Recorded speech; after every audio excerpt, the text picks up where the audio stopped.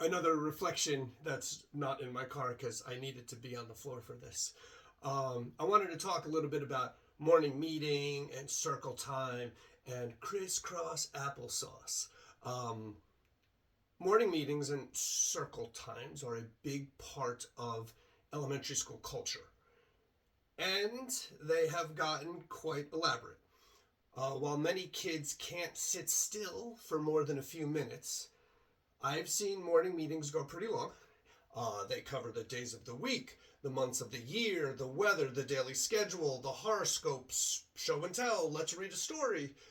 They can get fairly comprehensive. I have sat in morning meetings for decades, and I've noticed that a lot of our younger kids start to wiggle after about a minute. 3 minutes or so, you got a lot of wigglers.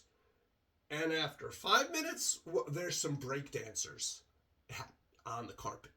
Um, because kids are not meant to sit that long. So, ideally, teachers who have 25 or more kids in a class and not a lot of space, they want their kids to sit still and compactly with a small base of support. So the adults invented this cute little saying, crisscross applesauce. Oh, it's so cute and it rhymes, although not in Australia, and I'm not sure that it translates well outside of English. But here's the problem. That saying is convenient for us, the adults, and it's promoting conformity. Everybody has to sit the same way, and we know not everybody learns the same way in classes, and not everyone behaves the same way or can meet the expectations the same way. So having them all sit the same way isn't really fair. So if you don't sit like everybody else, if you can't conform, then you become a problem. And your behavior, wiggling, getting into people's personal space, is deemed a problem and addressed in a variety of punitive ways, from a talking to writing names on the board, moving a clip, losing points, or removal from the group, which is basically telling a child, you can't be with us if you can't conform. If you can't sit like anybody else, you can't be with us.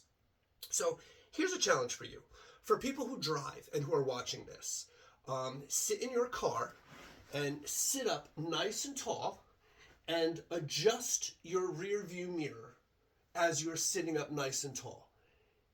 And watch how quickly you can't see out of that mirror, because posturally, even with a seatbelt and a tall back chair, posturally it's hard. So adjust your rearview mirror, look at the rearview mirror, and you will see very soon you're going to have to adjust yourself. It's hard to maintain that posture. And we are asking children who have only been on this earth for 60, 72 months, and they haven't even had time to go to the gym and do the crunches that they need in order to meet that expectation. So we're asking them to sit unsupported with a narrow base of support, and it's hard. And if they have poor postural stability, it's even harder. Their movement is not escape or attention seeking. It's because they need to move. So what do we do with the understanding that there's content to be covered and space is limited? So the first thing that I recommend is getting the kids involved in the conversation.